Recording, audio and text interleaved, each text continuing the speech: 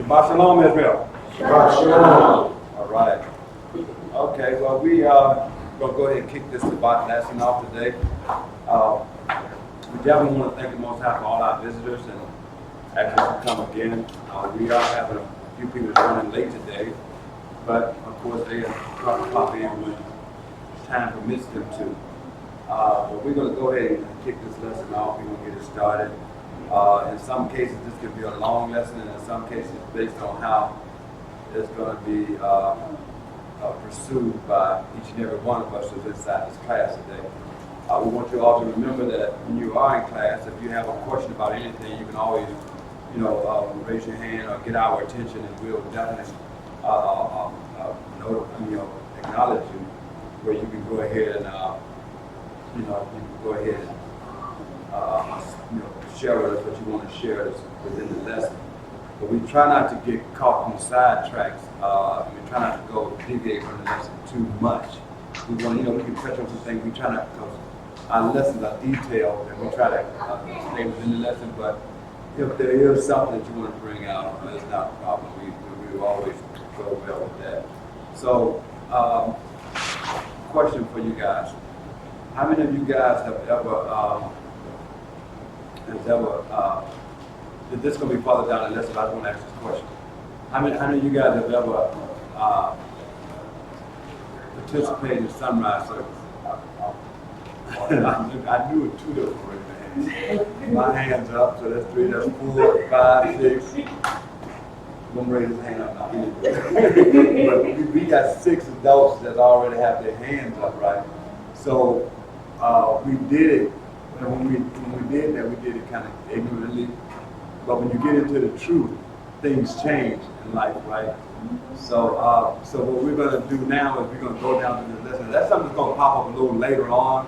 So if you haven't did it, don't do it. But everything that these heathens have taught us over the years has been attached to something. Can anybody name one thing good they ever gave us? Can somebody give me something good? No. Maybe basketball after they beat us.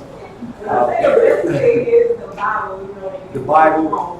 Exactly. Yes, ma'am. And I would say praise and worship, even though it was praising the wrong God. Yeah, and it was on the wrong day. Yeah. We still got a chance to have an understanding of how to praise and worship, so that when time came for us to honor the day that we should be praising and worship, we could do that. Yeah, that's a good thing. Yeah, it was practice. It was a good practice. So now we know how, right? So that's a great thing. So we're going to get on into this thing. This is Brother Ezekiel. He's going through some changes here, and he's gonna enlighten us on some things that happened as the spirit of our Hamashiach came upon him, and he began to deal with some things. We talk a lot of times about Israel. How would you say it? Pursuing false gods and stuff, but a lot of times we don't know just how detailed those gods are. I mean, everybody understand where I'm coming from? We don't know how detailed they are. We don't know how much they have been minimized, how small of a thing can make a big difference. And we don't know how you can deviate really easy and be attached to something that's really big, that the Most High look down on and say, look, I told you not to, right? So let's get cranked up here. Let's go with Ezekiel 8, and we're going to go with Ezekiel 8 and 1. Ezekiel 8 and 1. What do you brothers have? Got it? Okay, Ezekiel 8:1, and it reads, let's give them a moment. Everybody got it? Okay, and it reads thus wise. Ezekiel 8, verse 1. And it came to pass in the 6th year. It said in the 6th year, what? In the 6th month. Wow, 6th month. In the 5th day of the month. Good, what, 666, right? Right. Let's keep going. As I sat in my house, and the elders of Judah sat before me. Now this is Ezekiel said that these are the elders of Judah, right? The 4th tribe that had became the 1st tribe sat before him, what? That the hand of the Most High Elohim fell there upon me. He said that the hand fell there upon him. But let's just see, how did that hand do that? Come on, brother. Then I beheld, and lo, a likeness as the appearance of fire. It said it came in as the likeness of the appearance of fire, right? Because how did he lead them by? When Israel was inside the wilderness, right? When he first brought them out of Egypt, how did he lead them by day? How did he lead them by night? Right. Okay, so this is not out of context. It's right there. We know that's possible, right? Okay, my brother. From the appearance of his loins, even downward, fire. And from his loins, even upward, as the appearance of brightness, as the color of amber. As the color of amber. So the spirit of our Hamashiach, now we do know that was our Hamashiach, right? That wasn't the Father. Everybody know that, right? That was the Son. Everybody got that. Well, the Son as an S-U-N, I'm sorry, S-O-N, not S-U-N. It was S-O-N, right? The Son, our Hamashiach. And give me that third verse, my brother. And he put forth the form of an hand, and took me by a lock of my head. Can y'all hear that? Y'all heard that? Y'all know what just took place? Y'all just read that? Yeah, y'all coming out? You said he reached out and grabbed the locks of his hair, right? He didn't get his hand. He didn't get his foot. He didn't pick him up, put him on his shoulder. He grabbed him by the neck. I can imagine this guy right? He was kicking legs, right? But he grabbed him by the locks of his hair. Yes, ma'am. One lock. It wasn't a whole lot of them. Did he say a lock? A lock. So that thing was pinpointed. What? You know, when something like if you grab somebody about the whole, if they got locks, you grab about all their locks. Then the pain is distributed between locks. And it's more widespread, you can deal with it better. But if you got one lock at one pinpointed spot, that's a pinpoint pain. That's a long way. That's a long way up too. It'll be going up that way. I was gonna say they clearly defines who Ezekiel looked like. Yes. You don't know who Israel is. He had a lock. And right, so they tell you that Ezekiel was wearing locks, right? Right. And also certain people changed the word from locks to dreadlocks. They said it was dreadful. My wife was talking about that earlier this morning. There's a big difference between locks and dreadlocks. A big difference. Do anybody know the difference? Go ahead, sister. The lock is actually locked in and sealed, but dreadlock is like the word says, it's dreadful. It doesn't, it's not. That's what my wife said. So dreadlocks are unkept. You know what I mean? And they look dirty. You know what I mean? And they look nasty. And you can see them, they can have a smell like they ain't washed. You see what I'm saying? But the locks are different, right? Because they're kept. You can go back and you can treat them. You can touch them up and bring them up. And it gives you a real nice look when they do it, you know. I mean, I have nothing against dreadlocks, and I just don't wear them myself, right? And then it'll probably be right down this side, will probably be a hole in my locks because I got a little spot right here to come in. So there'll probably be a hole in there. You don't want a hole in your locks. Right back, somebody pick me up. Okay? And where we at, my brother? Okay, thank you. Verse 3. And he put forth the form of an hand, and took me by a lock of my head. And the Spirit lifted me up between the earth and the heaven. And did what? And brought me into the visions of Elohim, to Jerusalem, to the door of the inner gate. To the door of the inner gate. We know what that is, right? Right? How many doors were there inside the tabernacle? Where was the first door at the gate when you first came in? Huh? He said he brought him where? Brought to the door of the inner gate. Okay. That looketh towards the north. Where was the seat of the image of jealousy? And what? Which provoketh to jealousy. Do you know that there's so many? Give me Exodus 20, better, and 3. There's so many of us today that act out on jealousy, not realizing that that's not a positive thing. You know, And we let that causes us to determine how we treat our brothers and our sisters, our children, our parents, you know what I mean? Our cousins, our nephews. But, you know, especially if it's what type of jealousy also. Because if it's a brother moving upwardly about something, you're supposed to be grateful and thankful that your brother is doing better. Whether it's better than you or not, you know. But if he's a boastful brother, then there's a different, he's supposed to get a different response. You know, if he's just boastful, that means that he's a what? A prideful brother. Right? We don't lift up prideful brothers. Right? But brethren of a humble mind and of a humble behavior, we lift up. You know, we give him your, hey man, praise the Most High. You know, because at that point when he lift him up, if you are your brother's keeper, when he lift him up, you're being elevated too. And it tells me that if he can elevate my brother, he can elevate me. That's right. You know?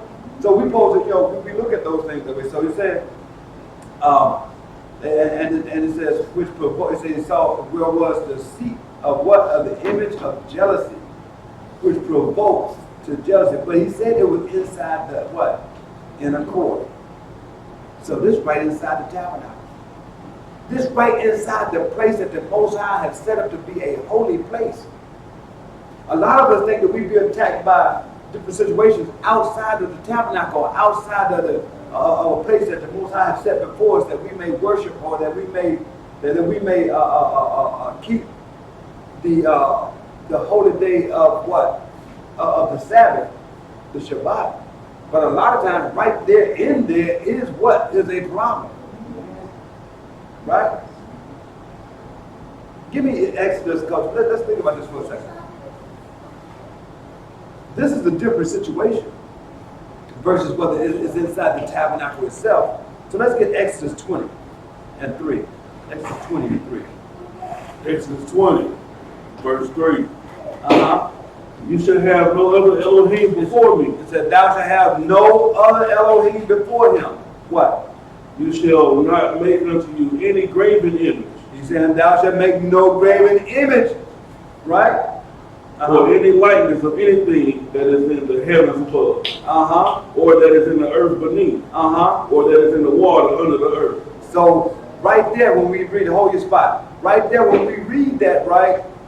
We drive around, we're not inside, we on our regular weekday and we doing different things, right? And we ride by and we see the crosses on cars, we see the fish on the car, we see all these images that people are putting on their cars, and so when you can identify those things, that means you are awake. They just stole the rainbow. Yeah, they did. And they put the rainbow on there because the rainbow is a covenant. And they've taken the covenant of the rainbow and turned it into what? Abomination. Into abomination. They have attached homosexuality to that. Transgender people, women and men and men, women and horses and men and cows, and it don't matter what it is, they done attached it to that rainbow. And in their mind, they believe that they have a covenant that protects them within the rainbow. Ain't that something? You want to add pedophilia to that movie. And now they're trying to add what? Pedophilia. Yeah. Pedophilia. They say that it's a condition. So they're going to start protecting. They shouldn't be jailed and criticized. You hear that? You hear that? So that means they're going to start protecting. So now, we're looking at now, we with kids now got to be more protective over our children. Because everything is inside this system that they have the part of, and we know that we are in captivity, and the Most High know that we're in captivity. So he know we're going to go through things, that don't mean we don't what? We don't watch and pray. Yes, ma'am. This reminds me of the Greek custom is the husband would have a wife and they would have a little boy. Wait a And minute. it was common practice for them to live that lifestyle. The husband would raise a little boy or their wife. Oh. So that's a Greek custom. That's why they call it the Hellenistic period. Wow.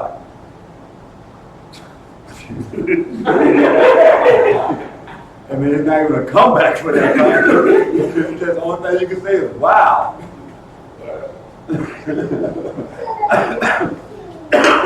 Where you stop it, brother? 5. 5. You shall not bow down yourself to them, But that just shows how nasty the people are. Keep on, brother. nor serve them. For I, Yahuwah Elohim, am a jealous El, visiting the iniquity of the fathers upon the children until the 3rd and 4th generation of them that hate me. So, right, you said to the 3rd and 4th generation of them that hate me, right? Why would you say they hate him?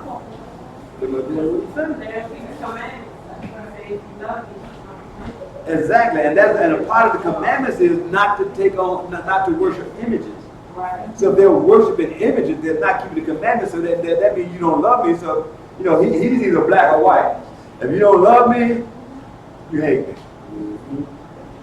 Right? It's one or the other. It's not that lukewarm thing don't work right there. The one over in Revelations, that lukewarm thing, that ain't working right there. In fact, we have been contemplating on working on the lesson about being lukewarm.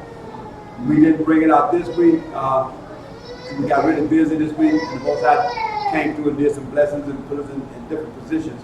But we're going to bring that out eventually. And read, my brother.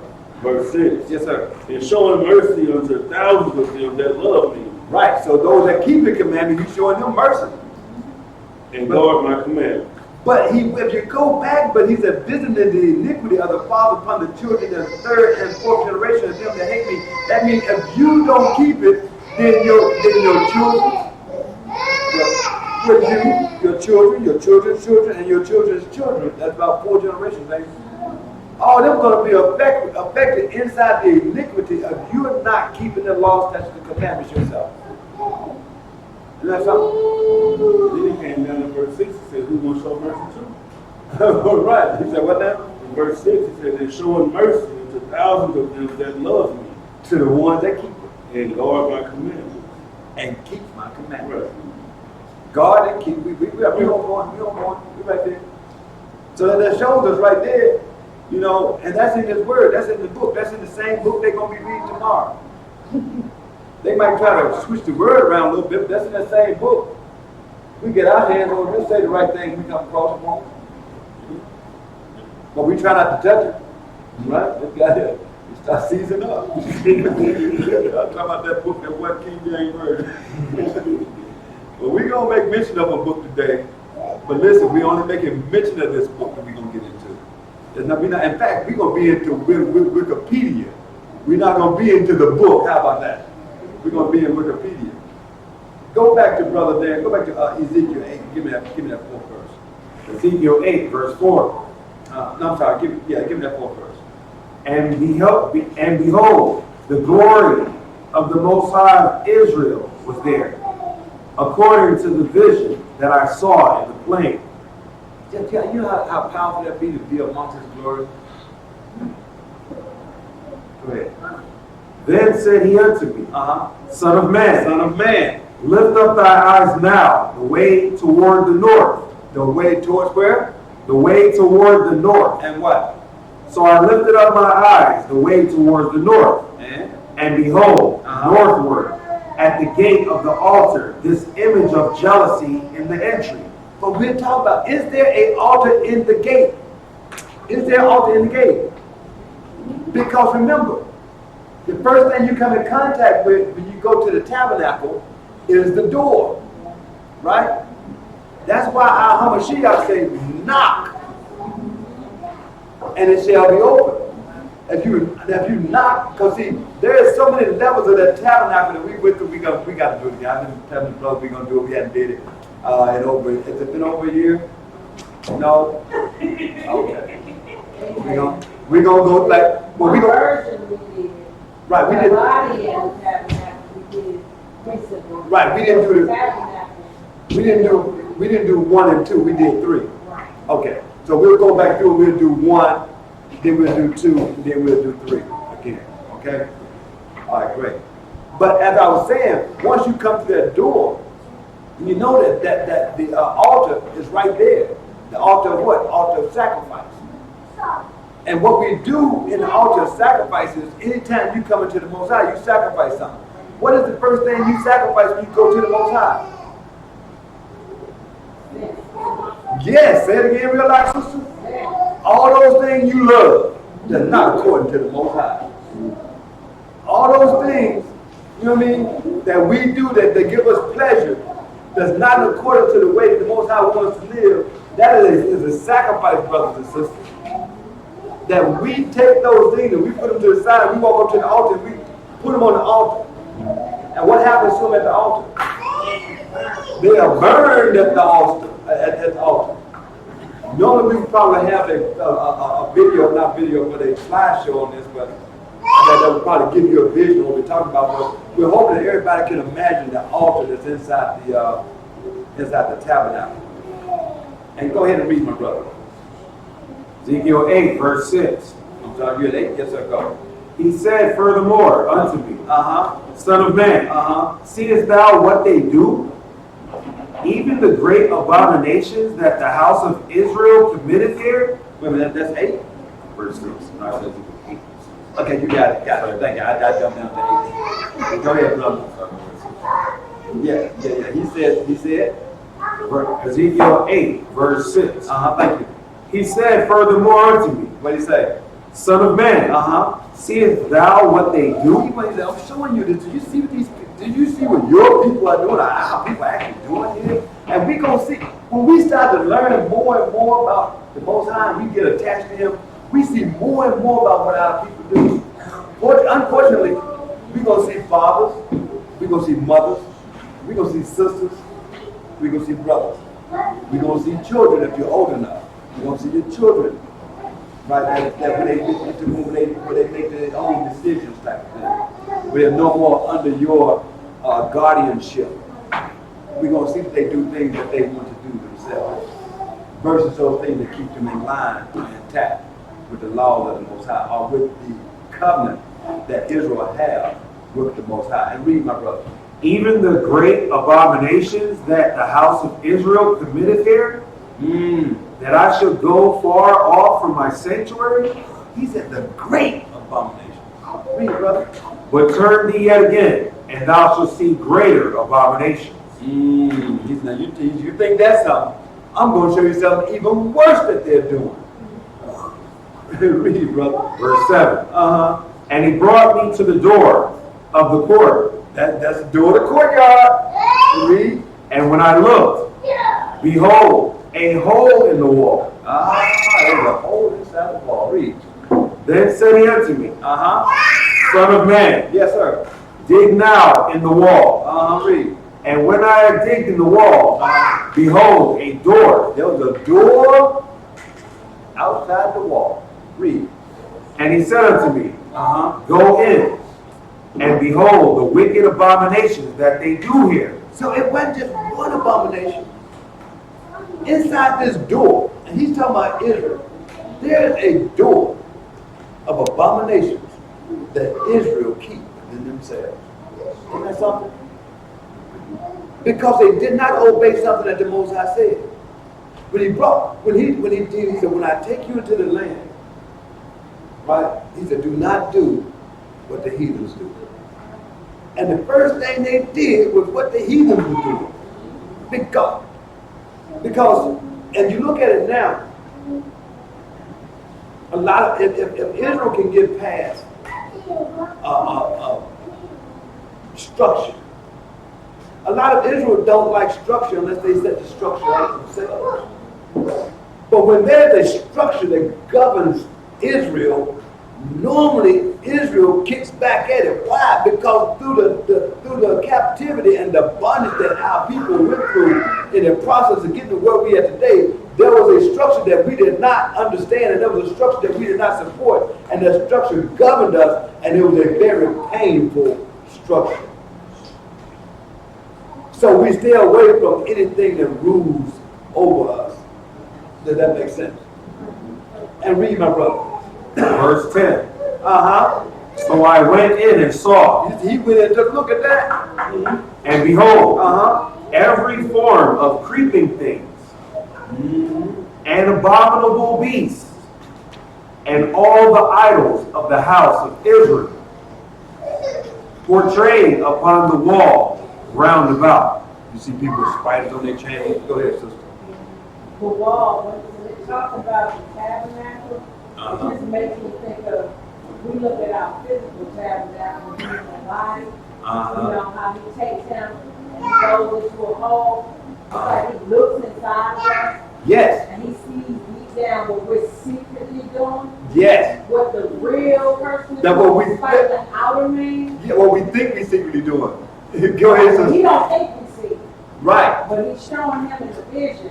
Go down inside the door. Yeah. So there's a space that we have within ourselves, because see, and what's happening now, the sister tied into, we talked about the physical tabernacle.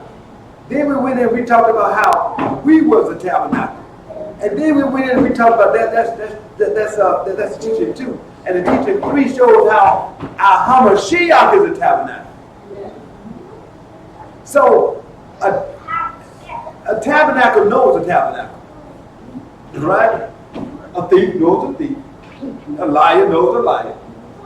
Because they have something in common. Right?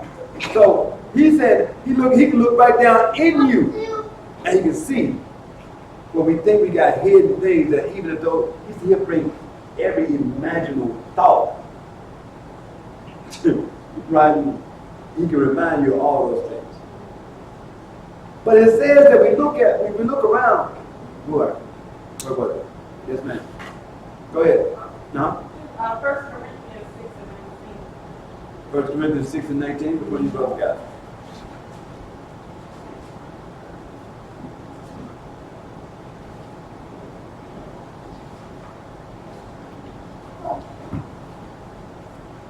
You said 1 Corinthians 6:19? Yes, sir. 1 Corinthians chapter 6, verse 19. What? Know ye not that your body is the temple of the Holy Ghost, which is in you, which ye have of Elohim? See that? And ye are not your own? And we take that, and so what we do, we take the physical tabernacle that was made by hands, and we take that tabernacle, we tie it into the tabernacle that was not made by hand, and then we take the tabernacle that was not made by hand, and we tie it into the original tabernacle. It's like him being the branch, and we being like a what would you call it? A vine coming off of it? A branch.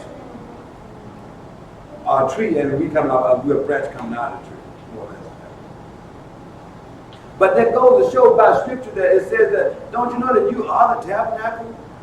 Isn't that something? I was thinking about back when I was in the church.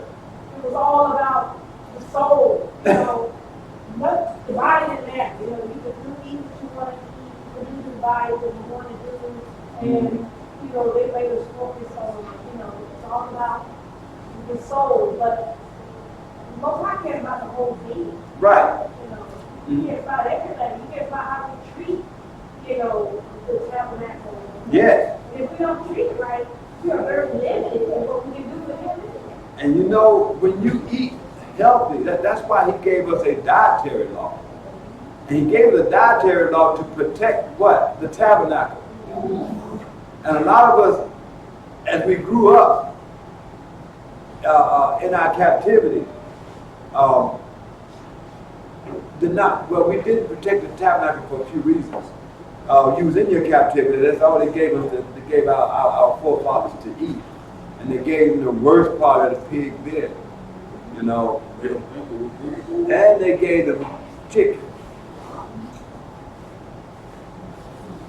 And they gave them other things. But anyway, we're going to leave that alone. But they gave them different things to eat. And they never gave us anything that was actually good. They gave them turkey. But let's keep going here. It says the abominable beast and 10. Verse 10 again. So I went in and saw, and behold, every form of creeping thing, and abominable beasts, and all the idols of the house of Israel, portrayed upon the wall round about. So you think about the Merlin's pool. Think about people that wear their zodiac signs on their neck. You see people that wear like different things, spiders, scorpions, whatever they want to wear. You know, all those things are images that been set before. But Ezekiel was shown all the idols of Israel. The creeping thing, the abominable beast, and the idols of the house of Israel. So we drop back down to Ezekiel 11 and go. Verse 11. Uh-huh. And there stood before them 70 men of the ancients of the house of Israel. So we read that so we look at Israel, we look at the ancients, well, you know, like we got books called the Dead Sea Scrolls. We got a lot of books, so we look for information, so we go back and we try to bring forth as much information as we can about our heritage and the people that, you know, we had lined ourselves up with, right? Which is actually our nation that we really are. And this thing is beginning to talk about the ancients of the house of Israel. And to talk about the things that they do in the dark. That's what he was talking about when he said he go down in that door, right? Of the tabernacle, of you, and what? Every man?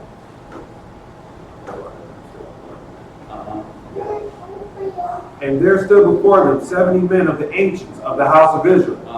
And in the midst of them stood Jazaniah, the son of Shaphan, with every man his censer in his hand. And a thick cloud of incense went up. So Jazaniah at that time was the king of Israel. Am I correct? Everybody know that, right? Well, he was over Jerusalem. Okay, and everybody else was around Jazaniah. I think he was like a priest, but I did research it. I should have. But go ahead and hit the 12th verse. Then said he unto me, Son of man, hast thou seen what the ancients of the house of Israel do in the dark? Every man in the chambers of his imagery. For they say, the Most High seeth us not. The Most High has forsaken the earth. Did you see that? So actually Jezaniah was one of the elders, right? I did research that. Jezaniah, the son of Zechariah, was one of the 70 elders of Israel, whom the prophet Ezekiel, which we're talking about now, had the vision that he was committing adultery. Idolatry, because they believed that God had abandoned Israel and he no longer was watching Israel. You know what I mean? Because it was the Most High that kept Israel's feet to the fire. It wasn't Israel that kept their feet to the fire. Why did they think that? Did they not have a priest and prophets, or they just? Yeah, but they was doing the time because something getting ready to go down. This is something. Yeah, this is something getting ready to happen.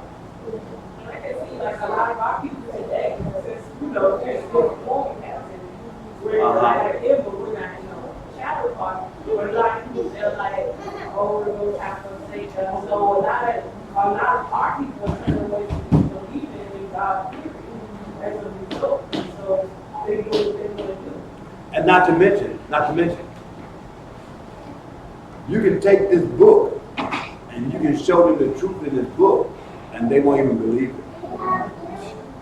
You can take this book and tell them and show them where they are Israel and they won't receive it because they believe based on what has been taught to our forefathers, and they'll rather be a Gentile than to be a chosen people.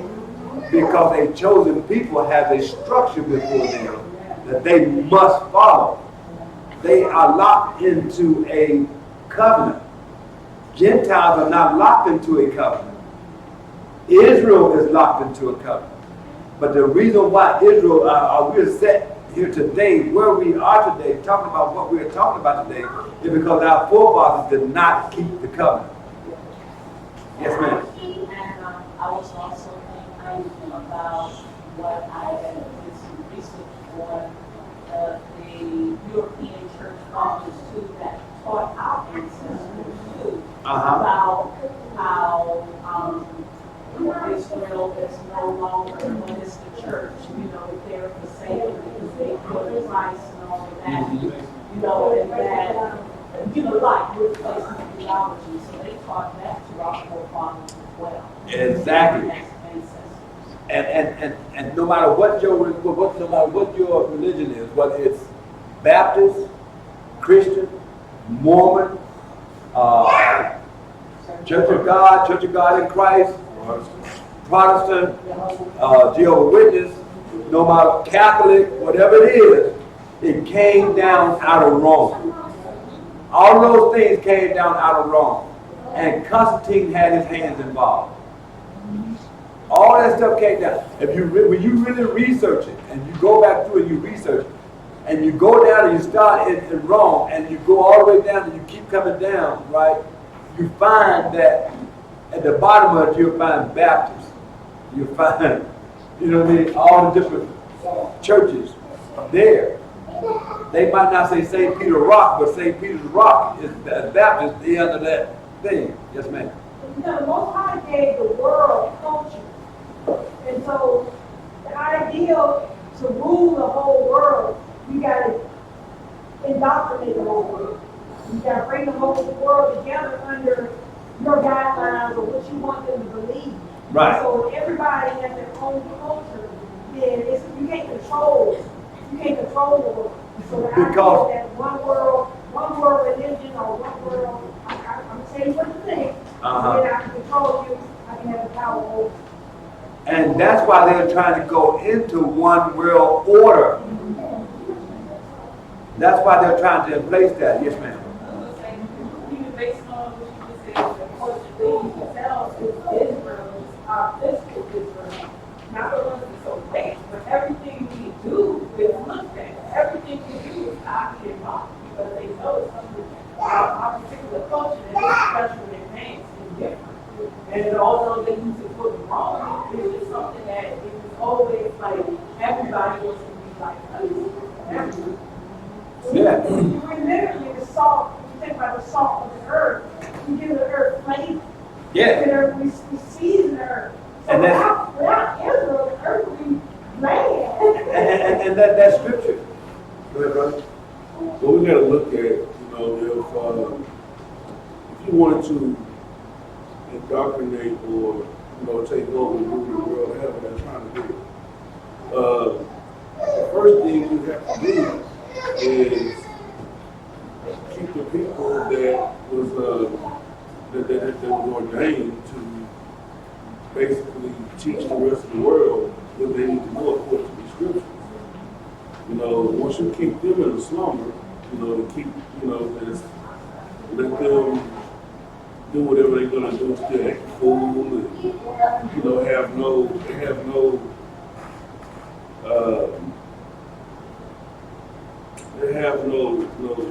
consideration that they are the Most High chosen people. I mean, a lot of them.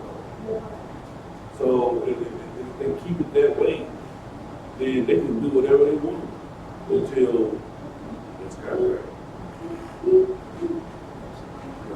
And just to piggyback on what Brother Abiyah said, the nations, they always keep us in confusion because, of course, they know who we are.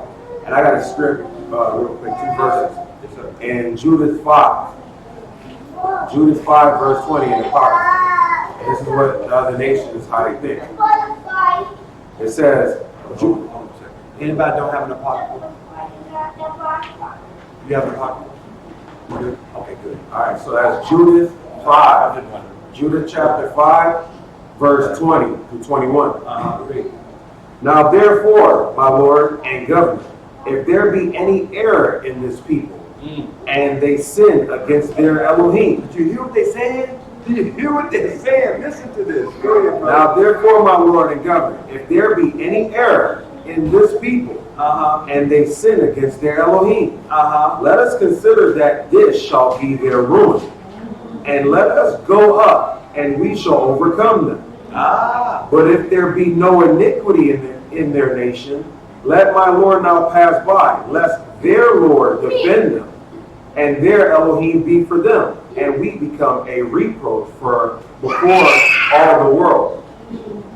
So they know, they know that if we do right, the Most High is going to defend us. But if we sin, they'll be able to overcome us. So the nations know that. So if we look at something really quick, give me Psalms 83 real quick. I want y'all to look at this. I want y'all to look at this real quick, right? If you think about it, so based on what Brother Darrin just read, but first what Brother Abiyah came out with, and then you got Brother Darrin came out. Now we're gonna put something else on top of this right quick. And we want you to see this right quick.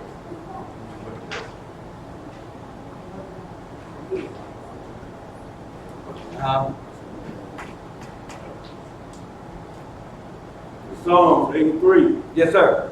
verse 1. Uh-huh.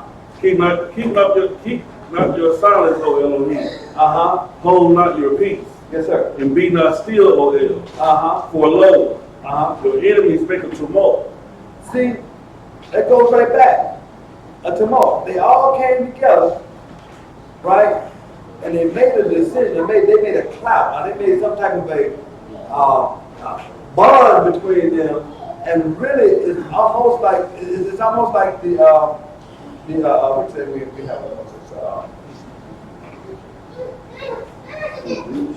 It's an agreement, but it's still a covenant. They made a covenant between themselves. Took me a minute, but I got it. They took a covenant between themselves. And read, brother. And they that hate you have lifted up their heads. They raising up. They rising up. They the one that hates you, the one that's not keeping your law, statute, commandments. They are rising up. And what? They have taken crafty counsel against your people. You see that? They're taking crafty counsel. They are misleading your people. And how they gonna mislead them? Back to what Brother Darrin was just reading, where they said that if we can get them to disobey their God, and we can drive a wedge between them, because the Most High is a righteous Elohim. He cannot be a part of anything that's unrighteous. If they can get us to sin against the Father, that separates us from the Father, and now what? We are vulnerable. Read, brother. And consulted against your hidden one. And assault against who? Your hidden one. Your hidden one. Read. They have said, come, and let us cut them off from being a nation. The only way, how can they cut us off from being a nation? They don't have no control over what our blood is what it is. A nation is based on the blood of this nation. It has nothing to do with our blood. So it's got to be something to deal with our behavior. Read, brother. That the name of Yahshua may be no more in remembrance. Y'all hear that? That we don't remember our Hamashiach. Now there's no tie between the two of us. There's no covenant between us. So why would he protect us? And read, brother. For they have consulted together with one consent. With one consent, with one mind. They are confederate against you. They have came up and they are definitely warring against us.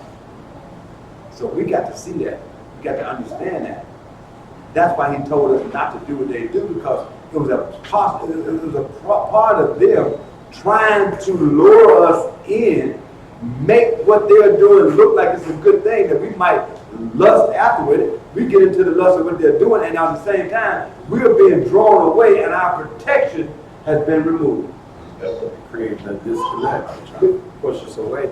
Yeah, because what? We war not against flesh and blood, but it's power and principalities in high places. If they can remove our protection in high places, we got problems. Right? I have not seen a nation. You can walk into any establishment, or you can go into any place where there's other nations there, and every nation, based on what Psalms 83 was just talking about, to make it a proven fact, we can walk into any group of nations, or be around any nation or any establishment of a nation, and each and every one of them would look down on us. Before we Move forward. move forward, we go to Ezekiel 34 right quick. Ezekiel 34 and 7. Uh-huh. We got time to get there. Ezekiel 34 and 7. Ezekiel 34 and 7. Therefore, ye shepherds, hear the word of Yahuwah. As I live, says Yahuwah, surely because my flock became a prey, and my flock became food for every beast of the field, because there was no shepherd. Neither did my shepherds search for my flock. But the shepherds feed themselves, and feed not my flock. Therefore, O ye shepherds, hear the word of Yahuwah. Thus says Adonai Yahuwah. Behold, I am against the shepherds, and I will require my flock at their hand, and cause them to cease from feeding the flock. Neither shall the shepherds feed themselves anymore, for I will deliver my flock from their mouth, that they may not be food for them. So basically,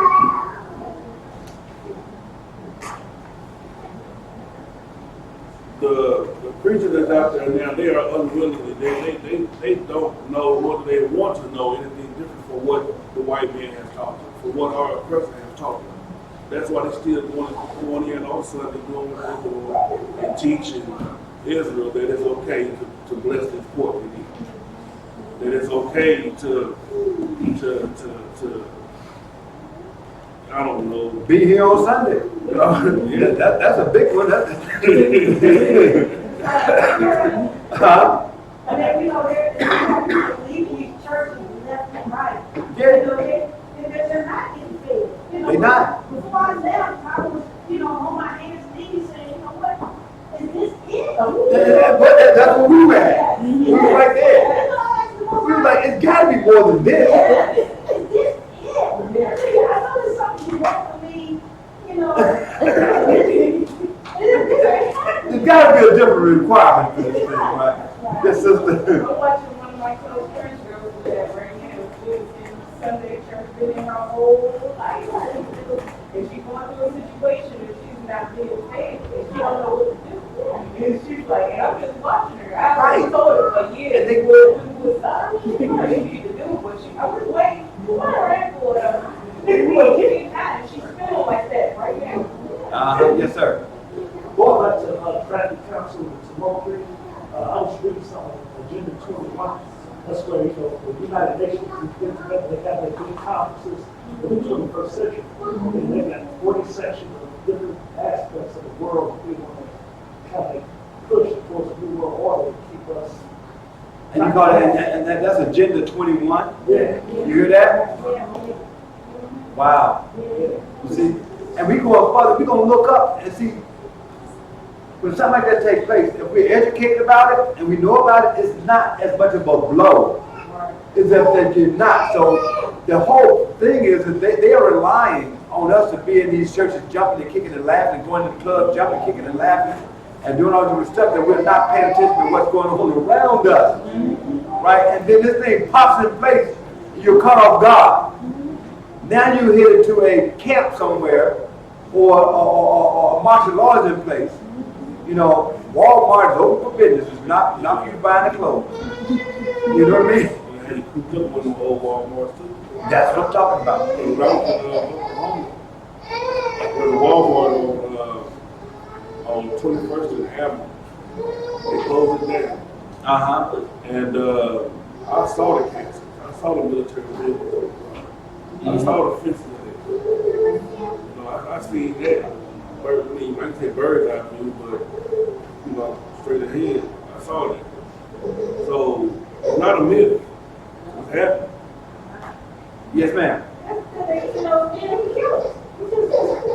Now they can try. They keep trying. They keep trying. We got the GMOs, we got the vaccines, we got the medications, you know, we got, you know, all sterilization, and we just keep producing it over and over. Oh my God. You see that? It's really all over. They can't, but they want to. But you know, but you know what? The biggest way of getting rid of Israel is the lack of knowledge. That's the biggest way, because how can you be a part of a covenant that you don't know anything about? How can you be covered when you think you're covered by you? How can you be covered by something that you're supposed to be covered by, and you think you're supposed to be covered by something else? You see what I'm saying? Because they got these guys that this brother Abiyah was talking about, that's on Sundays, is teaching people stuff that don't even qualify them for the kingdom. It's not something that will allow them to go into the kingdom. And you got people, even like the church we just left. I'm not just left; it's been years ago. But the church we left, we are, you know, today. It's been watered down from what it was from when we was there, and we had grown to a point where we said, like, okay, what's next? It's just another level, right? You see what I'm saying? And the pastor had brought us to a point that he was getting ready to open up these doors that we're in now, but he fell short, didn't do it. The new pastor now, but looking back, we realized what he was doing. The new pastor now, I don't know where he's at, what he's doing, how he's doing it, but from my understanding, it's not headed toward the kingdom. Right? I remember being in a meeting with this guy, and he said, I'm just concerned about the numbers. And that turned on a light bulb in my head that was, because I wasn't just concerned about the numbers, I was concerned about the members and the membership, and teaching them the truth. And that brother Darrin had just said, you don't hardly ever even hear Israel in the church. You don't hear that word Israel. I mean, it should just be, if somebody walk in the church and hear the word Israel, man, it just should send out an alarm. I heard Israel today in church. Because you don't hear it. So if you're not hearing it, you can't be, they're so afraid that if they say it, that somebody's going to research it. You know? And you begin to research, you find out some truth. Yes, ma'am. It's funny because years ago when they were teaching church service, the man said Jews and Gentiles. Yes. And I remember asking him, well, you know, which one would it be? And he said, oh, y'all Gentiles. Yeah. And the word just resonated with me, and it was like, what is a Gentile? I don't understand. It just didn't sit well. Right. And I think that was part of the awakening because the word just didn't sit with me. But that he makes sense. And now today, knowing what I know, knowing who I am, I understand why it didn't make sense back then. It was like, when the Most High starts waking you up, for me, it was a little bit and a little bit and a little bit. And when I look back, I'm seeing little signs where he was trying to get my attention all along. And Gentile was one of those things. That simple word was like a click in my head, like, I don't think you're a Gentile. But I didn't understand why I felt like I wasn't a Gentile. Until I found out who I was. Exactly. In 1928. And I said, now it makes sense why that word jumped up to me. Mm-hmm. You know, when I started, when they integrated school, way back when they integrated schools, and I was living in Arkansas, and I really identified, because I was around only black people before that, and I realized how we were treated different because we were black, and they was, you know, they was of a different, you know, they was of Caucasian or anything else they brought in there that wasn't black. And how we were treated so much more less than anybody else. I remember sitting on my doorstep one day, and I was young, I was really young. I was really young, and I wasn't even 10. And I remember thinking, you know, and praying. At that time, my mother was taking us back and forth. I was going to church all the time. I've been going to church my whole life. And I was praying, I was asking God, but I wasn't Most High, because I didn't know him for who he is now. But I was praying, I was asking, you know, why did why you got us like this? Why, you know, what did we do to make you do this to us out of all people, right? And as a kid, it came to me that we are not who we thought we were, or he have something special to you, something like that, or I have something special in life, and I don't know whether it was for me or whether it was for everybody, but I pursued from that time. I pursued to teach. I wanted to be a preacher. From that time, I said something's not, because I had a connection with God, I thought.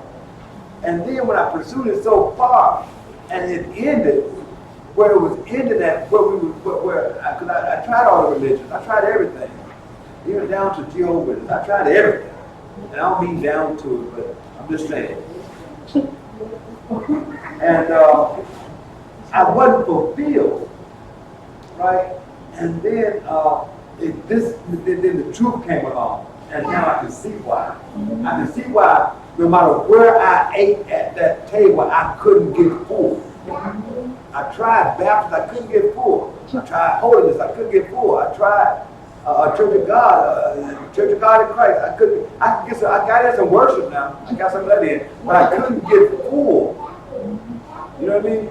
Yes, ma'am. It kind of makes me think about in slavery when we were given the Bible, but they were also told only teach this. Yeah. So when your people ain't acting right, so this is why I want you to read from the Bible so that they will see that okay, it's in the Bible, so we have to do it. So then they took that along with the different sects of religion and did it the same way. So especially with the people that have the 501c3, they still tell them, say this, don't tell them this, because if they find out who they are, then they're going to retaliate against us. Exactly. And you know that during the time of, I see you, sister. So you know that during the time of our bondage, of the physical bondage, right?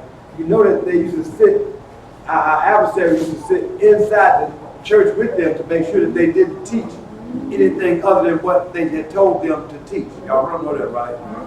So they couldn't do it. And then after a while, people have been conformed into that. Right? Yes, ma'am. I was going to say, based on what y'all was saying, one of the things we did when we kept saying you couldn't even do it, one of those different places. Right. Kind of like, you fasted forever, and you want something to eat, but the only thing you get is an appetizer. And then the appetizer store. You get out of the word come out of here. Isn't that something though? So let's go somewhere real quick. Let's take Ezekiel and give me that 13th verse. Give me that 13th verse. Yes, sir. Ezekiel 8:13. Yes, sir. Ezekiel 8, verse 13. He said also unto me, turn thee yet again, and thou shalt see greater abominations. So there was an abomination even greater than what he was talking about. He's looking down inside of us and seeing that we wasn't keeping things in order. He said there's something even greater than that. Go ahead, bro. Greater abominations that they do. Then he brought me to the door of the gate of the Most High's house, which was towards the north. Listen. And behold, there sat a woman weeping for Tammuz. Y'all see that? Y'all see that? You don't know who Tammuz is. Hey, listen up, people. This is just commentary. Tammuz, 17th of Tammuz. 17th of Tammuz, Hebrew, is a Jewish fast day commemorating the breach of the walls of Jerusalem before the destruction of the Second Temple. That's allowed. They can hear you back. It falls on the 17th day of the 4th Hebrew month of Tammuz and marks the beginning of a 3-week mourning period leading up to. Where you at? Okay, read the 7th. 17th of Tammuz, observed by Jews, Jewish religious and national significance, date when the walls of Jerusalem were breached. The Observances, fasting, and prayer. That's good. So hold on, check this out. So what's going on here right is this. The Jewish people has indoctrinated Tammuz. Y'all see that? And what they do is, now listen, we're not in the book of Tammuz. We're just in the commentary of Wikipedia. All right? So we don't do the Tammuz. So we want to keep that straight, right? So now, they fast and they pray on this during this time of Tammuz, right? And then it says the dates that they, check this out. The 17th day of Tammuz of 2018, right? It was on the 17th day. In 2018, it was July the 1st. Keep these dates close to you, right? In 2020 and in 2021, wait a minute. Yeah, 2021. Now it's going to be on July the 21st in 2020, right? And it's going to be also the 9th of July in 2021, right? I'm telling y'all this for a reason, right? Now it's related to the feast of the 10th of the what's that? The Tebet and what? Tisha. 3 weeks and what? 9 days. And 9 days. Now listen, Nebuchadnezzar, the army burned Jerusalem in 1630, somewhere between 1630 and 1660. The day also traditionally commemorates the destruction of the 2 tablets of the 10 Commandments and other historical calamities that befell, they say Jewish, they know they have to stick their Jewish thing in there, right? But the Jews, the Hebrew people on the same day. So what they're doing is, right? So what they're doing is, I gotta keep where I'm at. So what they're doing is, if your son got hung on a tree to death, it's almost like they take the rope and the tree and they celebrate. Does that make sense? Y'all see where I'm at? Check this out. So you're saying that the Jewish people celebrate their holiday is called the 17th of Tammuz. Yes. Y'all see that? So how can you celebrate? Well, hold on. Let's keep going. Now, the contents of history, right? The siege and destruction of Jerusalem by the Romans under the command of Titus, AD 70 AD. So we know about that, right? Okay. According to the first portion of the Talmud, 5 calamities befell the Hebrew people on this day. So they gonna. This is why they say that they celebrate this, and this has became a quote unquote holiday for them. Because we don't do holidays, we do holy days. But this is why they say they're doing the holidays. 1. Moses broke the 2 tablets of stone on Mount Sinai. During the Roman siege of Jerusalem, the city walls were breached, proceeding to the destruction of the Second Temple. Prior to Bar Kokhba's revolt, Roman military leader Apostolus burned a Torah scroll, and an idol was erected in the temple. The Babylonian Talmud placed the 2nd and 5th tragedies in the First Temple period. The book of Jeremiah 39 states that the walls of Jerusalem during the First Temple were breached on the 9th of Tammuz. Accordingly, the Babylonian Talmud dates the 3rd tragedy, breach of Jerusalem walls, to the Second Temple period. So now, all those were the reasons why they say because they do this, right? Now, a few things happen in that we just went through, right? The first thing is this right here. I want to tie in something right quick. It's a coinciding with the 4th of July, right? It says that the fast of the 17th of Tammuz coincides with America's Independence Day every 10 to 20 years, most recently in 1996 and 2015, and will happen again in 2034 and 2008. The most famous of these occurrences was the what? 4th of July. 1776. Y'all got that? Do y'all know what their Independence Day is? Their Independence Day, they both got their independence of 1776, the 4th of July. So that is lined up in accordance to what? The Tammuz. The 17th day of Tammuz. That's the 4th of July. And you got people that, just think about how hard it was to break away from the holidays, and how when the 4th of July come through, if so many people are celebrating it, that it just seems ignorance to you.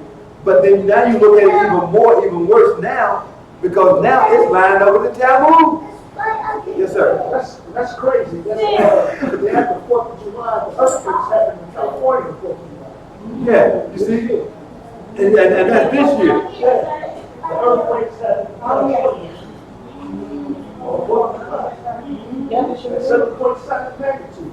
And they, you see? I think another one happened on the 6th. And another one happened on the 6th, she said. She was the sister was saying.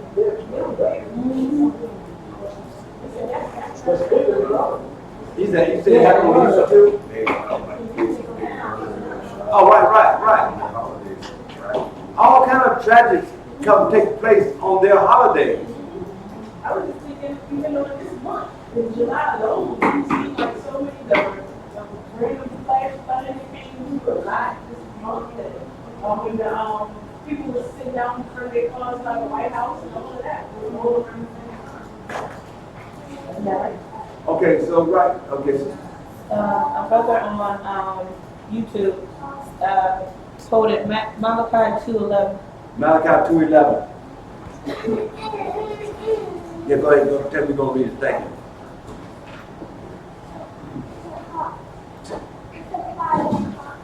Malachi chapter 2, verse 11. Judah hath dealt treacherously, and an abomination is committed in Israel and in Jerusalem. For Judah hath profaned the holiness of the Most High, which he loved, and hath married the daughter of a strange god. Which is? See, when we tie ourselves into these different gods like Tammuz and all different things, the sun worship and all that stuff, it's the same thing as what happened over on Mount Sinai when we took the oath with the Most High. An actual ceremony took place there. You see? So, when Tammuz was 40 years old, he was hunting in the woods. This is some history right here, right? He was 40 years old, and he was hunting in the woods, and he was killed by a wild boar, which is what? A pig. That is why we eat pig, ham on Easter, which they call Easter Day, even though it is against Yahweh's commandments to eat pig. So the reason why they eat ham on their Thanksgiving Day, on their Easter Day, is to what? To give a tribute to Tammuz. Isn't that something? But we can't do without it. So you can find all this stuff I'm telling you right now in Wikipedia, and you go online and go to some of the different places that is in there. I just chose Wikipedia because I'm familiar with Wikipedia, right? But he took after his father, Nimrod. Y'all remember Nimrod, right? Yeah. Nimrod, in that he was a mighty hunter. And Tammuz died. His mother, I can't pronounce her name, you got it, Semiramis, began a custom in Babylon called 40 days of weeping for Tammuz. It's funny that the last church that we attended, used to fast 40 days a year. Came out in July. They just came out here once in July. Every July. You see? It's funny. They did 10-day fasts 4 times a year. Also in Nimrod, 'cause I know we're getting to the verses later on, why they worship on Sunday and everything. He used to call himself the sun god, and that's why they go on Sunday in remembrance of him. You see that? So y'all see where we're going? Sunrise service. And that's Y'all see where we're going? And that's why, like, they use certain images where they put a sun behind the head of Christ, stuff like that. They try to merge these cults and all that. So you see that? I can remember when I was a kid, they had a picture of this white guy with a beard and long hair, and he was on his knees and he had his hands like this, and he had a sun right beside him.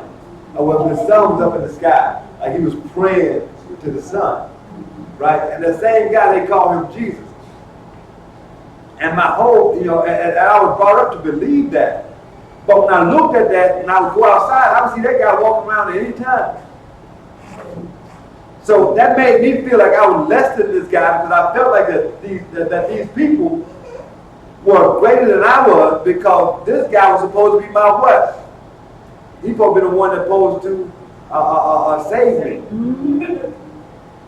But at the same time, this was the same guy that was hanging us on trees and pulling us over in cars and beating us as kids. So we gotta look at this too. Ask a couple questions. All right. If the slave and the slave master, the slave is praying for freedom. The slave master is praying to keep the slave in captivity. Right. And if you're praying to the same being, I'm not gonna say God, Lord, thank you, Jesus. If you're praying to the same one, then what's gonna be that? Well, the slave master gonna get his, because he's praying to his God. Right. You're praying to his God, so why do he have a reason to honor you? Both of them laughing at you. The God and the man that prays, the one you follow. Isn't that something? They put him on every night and But if you praying to the most high God that belongs to you, and you praying to be reconciled back unto him, and then you got the slave master praying unto him to keep you in bondage, whose prayer gonna be gonna supersede? According to Brother Darrin, he just read that too long ago. It would have been honest if he was praying to God. Exactly. Elohim would do what he said. So now, check this out. Where did I stop at? Okay, right here. Okay. Now listen to this. They exchanged one day of pleasure in life, right? Let me back up. So they did the 40 days, right? But what we got to understand is that they're saying that they're exchanging they exchanged one day of pleasure in this life for each year of Tammuz. Tammuz. What? Somebody say that name. Tammuz's life, right? So they're saying that he was 40 years old. So they fast 40 days of the year that they can give, that they're sacrificing one day a year for what? For his life. Today the Roman Catholic Church, this has been renamed. Y'all listen. This has been renamed Lent. Didn't that, but what, did y'all see it coming? Y'all didn't see that one coming, did you? Huh? It says, they exchanged one day of pleasure in this life for each year of Tammuz's life. Today, the Roman Catholic Church, this has been renamed Lent. Get the ashes, here we come. Oh, okay. These 40 years of fasting, these 40 days of fasting will begin on what is called Ash Wednesday. in the Catholic Church and many Protestant churches, with the cross of taboos being written in ash on the forehead of what? Of the faithful. This is the X, the mark of the beast, as the X is also one of the monograms of who? Their so-called Jesus, Christ, called Christogram. They put a Christogram on you. Y'all see how crazy this is? And so what I was saying earlier, a real small deviation in life for an Israelite can cause them to get into a whole big world of worship, right, on the wrong side. Check this out. The priest would take ashes in place of bark, which is an X on the foreheads on the foreheads, as he would. Let me do this right here. I can help myself. So he would recite a declaration about how we were created from ashes, and to ashes we shall return.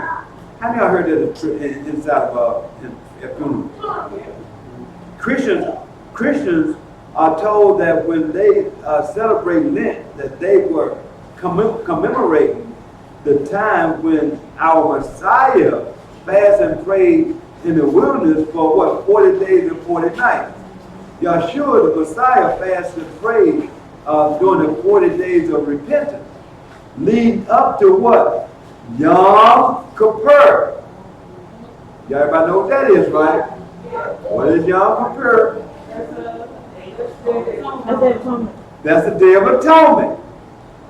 When is the Day of Atonement?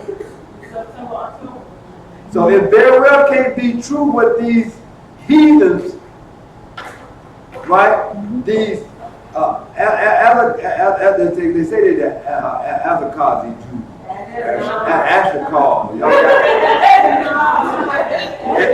as you call me, but they're saying that these people are saying that this is supposed to take place in July. But how can you be how to say it, fasting in July for something that's supposed to take place in what month? In September. In September. That means they are out of order. It's not true. You see?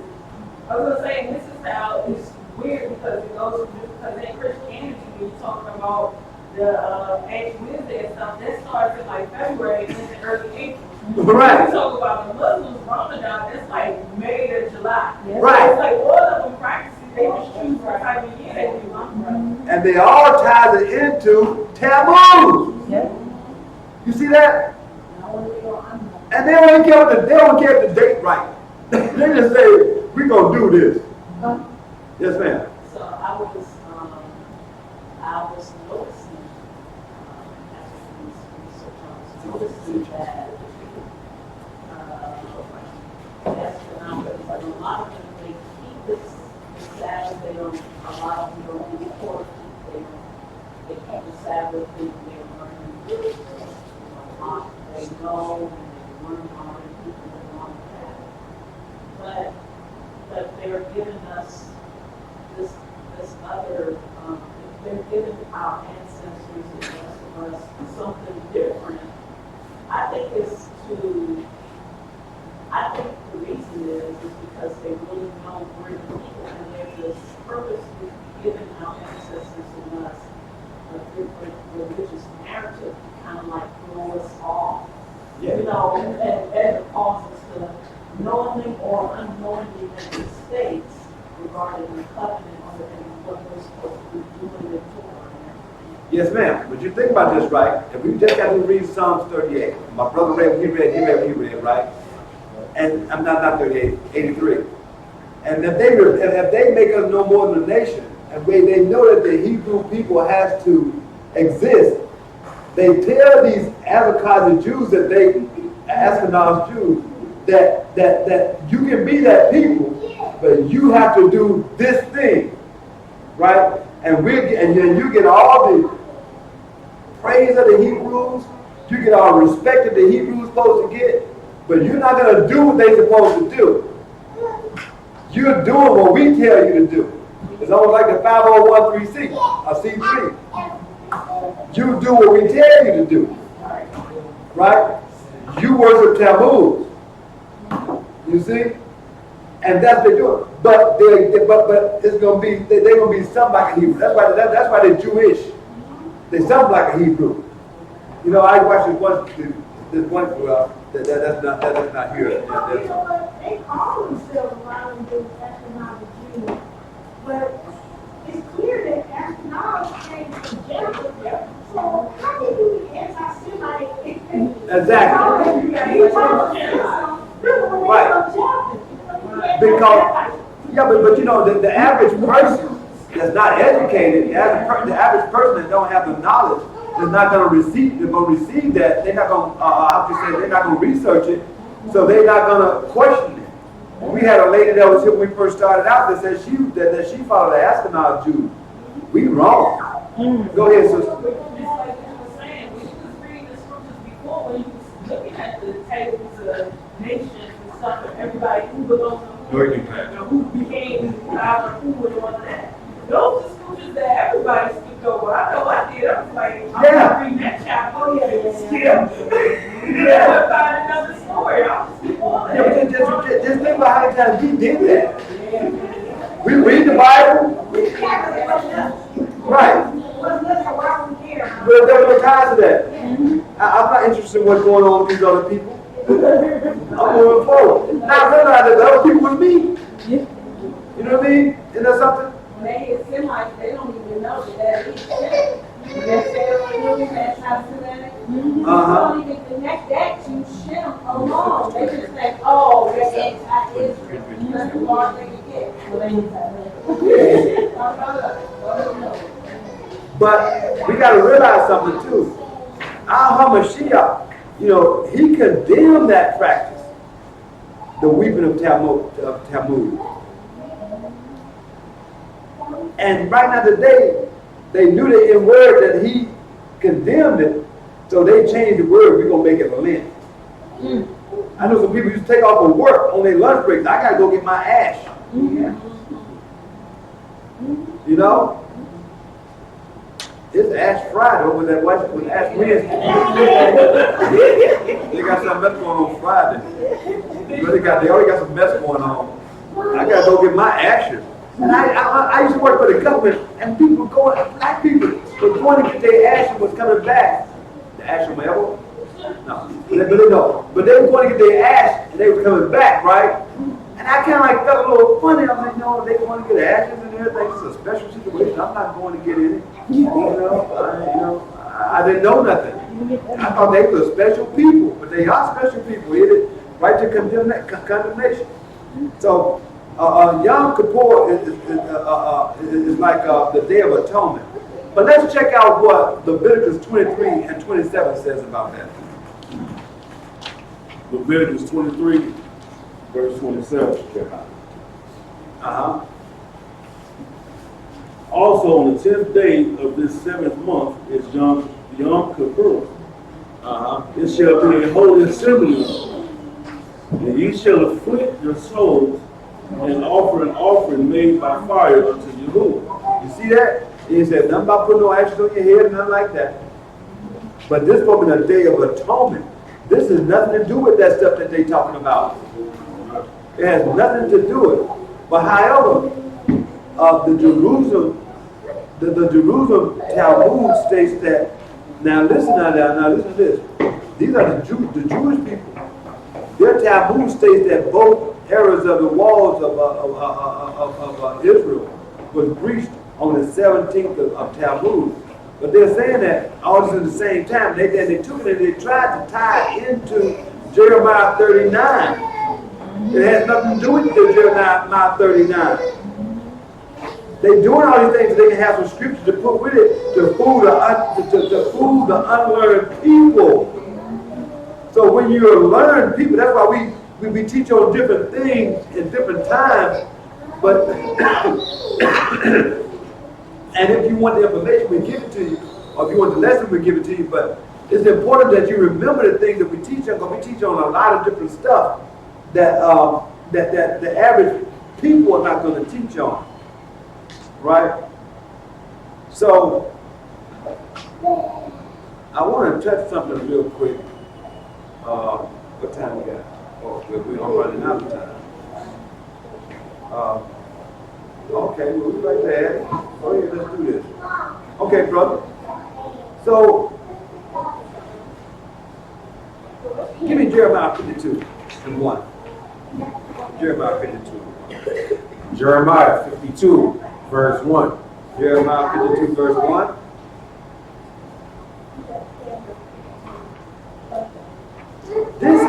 This is the time that they're speaking of when some things went down. You want to see what this is? Because we're gonna talk about Zedekiah. Zedekiah was an evil guy. Yes, ma'am. Just further on, Yusuf says, some of Israel will fight you tooth and nail to hold on to Gentile traditions that are leading to their own destruction. Yeah, that's right. And that's something. It's like me fighting my brother, right? It's like I'm fighting me. It can be like being a blood brother, and I'm fighting him because he's trying to keep me in line with what our parents have told us that we can do and what we can't do, so that we can go out and do something that somebody else does that their parents have taught them to do against what happens in our household, right? It's the same thing as us living inside of a nation. You know, we live as a nation of people, but then you got people that's a part of our fold, as a part, well, not a part of, but should be a part of our nation, that's fighting against us, that they may continue to do those things that our Hamashiach told us not to do, which is not to do what the heathens do and the other nations do, but they fight against us, tell us, y'all should be doing these things. And that's something. Okay, my brother. Jeremiah 52, verse 1.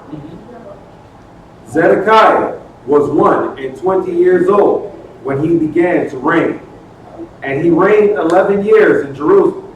And his mother's name was Hamutal, the daughter of Jeremiah of Libnah. And he did that which was evil in the eyes of the Most High, according to all that Jehoiakim had done. But listen to this.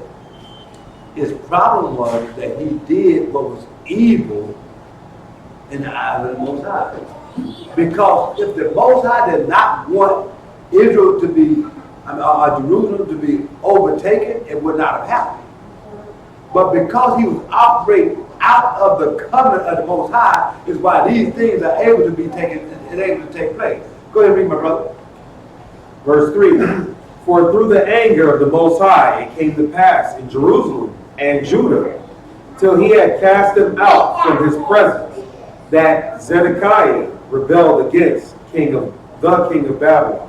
Read. And it came to pass in the 9th year of his reign, in the 10th month, in the 10th day of the month, that Nebuchadnezzar, king of Babylon, came, he and all his army, against Jerusalem, and pitched against it, and built forts against it round about. So the city was besieged unto the 11th year of King Zedekiah. And in the 4th month, in the 9th day of the month, the famine was sore in the city, so that there was no bread for the people of the land.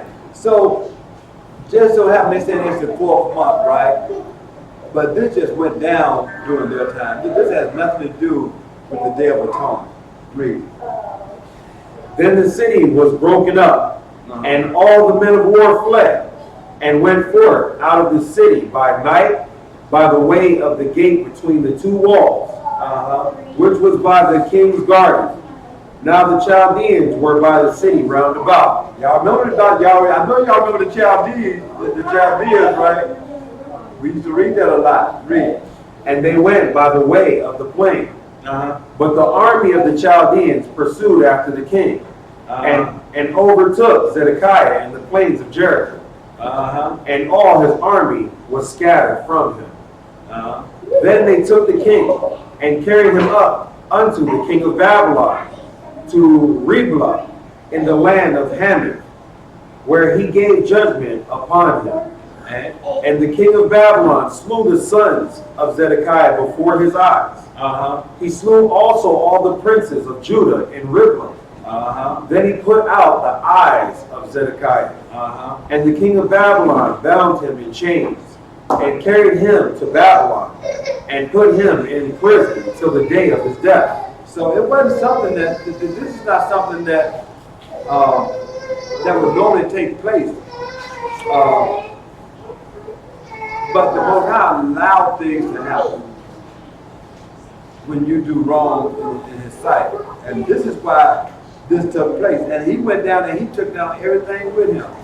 There's so many people that's out of order. And when they get out of order, they do things.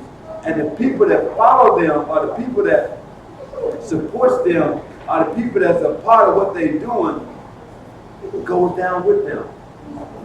You know what I mean? Think about some of the Hebrew groups that we know of that teaches, right? When they go down, everything around them goes down with them because they continue to follow them. A lot of the ABC groups out there, you know, a lot of them go down and they take everything down with it. Some people are smart enough to get out because they see things that's happening, they get out, right? But you know, it's just strange to me until this day how things can happen. I'm gonna skip a little something, right? I think I can. Let me see. Yeah, let me skip this. We're gonna try to close out. Give me Ezekiel 8:15. Ezekiel 8 verse 15. Go ahead. Ezekiel 8 verse 15. Then said he unto me, have you seen this, O son of Adam? Turn yet again, and you shall see greater abominations than these. And what? And he brought me into the inner court of Yahuwah's house. And behold, at the door of the temple of Yahuwah, between the porch and the altar, were about 25 men with their backs toward the temple of Yahuwah, and their faces toward the east. And they worshiped the sun toward the east. Sunrise service, they worship the sun. You see guys today walking around with a big sun on their arm. A woman might have it on her back, and they put these tattoos on them of the sun, right? And you know that I think the Masons worship the sun. You know what I mean? Most of the time, you got these churches that go into church and they have sunrise service. Do sunrise service come with Easter? Is that when they come around? Yeah. Ain't that strange? You see that? Easter and Christmas. A lot of times they be saying, well, we are not certain on worshiping the sun, worshiping the And you know what? And that's what the commentary was saying, right? But Scripture also says what? It says what? Abstain from what? So why would you appear like you're worshiping the sun if therefore you're worshiping the rise of Mashiach? And why you gotta do it on that day? Why you gotta do it on that day?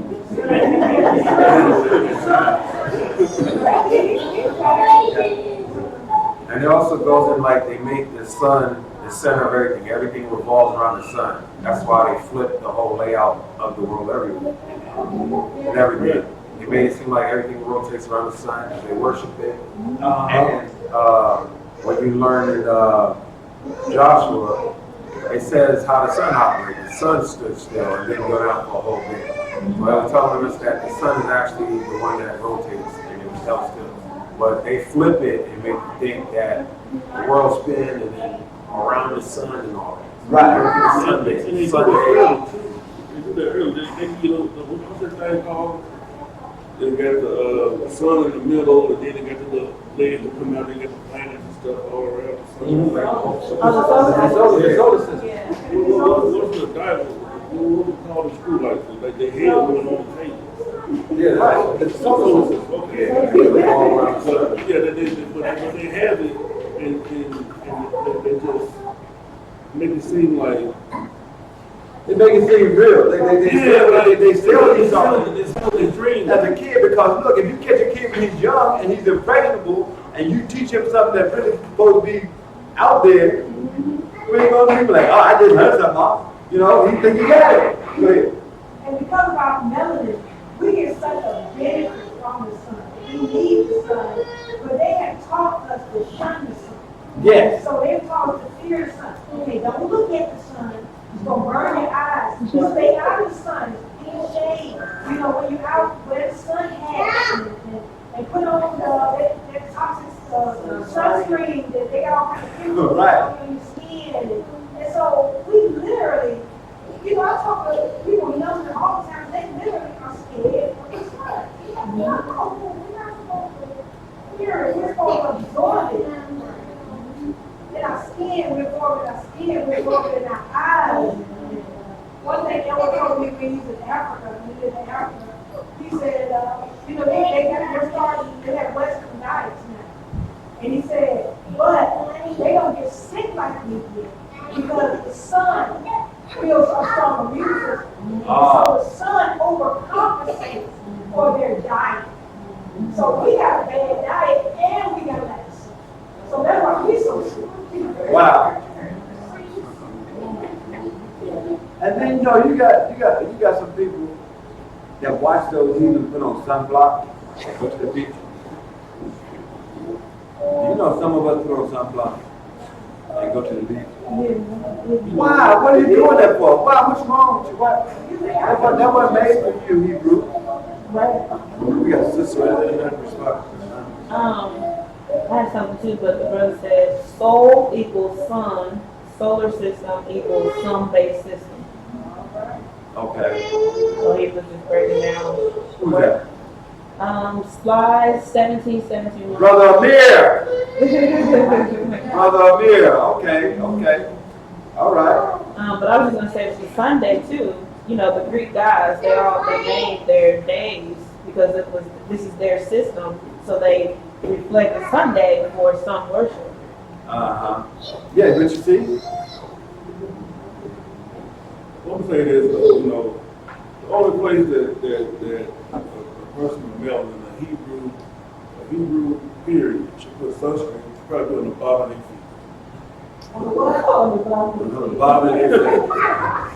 But we have natural, you know, shaver, coconut oil. We have things that we can use natural that will help us like we want to tan evenly, or help moisturize your skin and stuff like that. But their sunscreen, it's got so many harmful chemicals in it.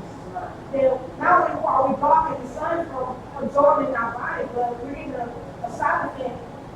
All the chemicals do a side effect from using the sun.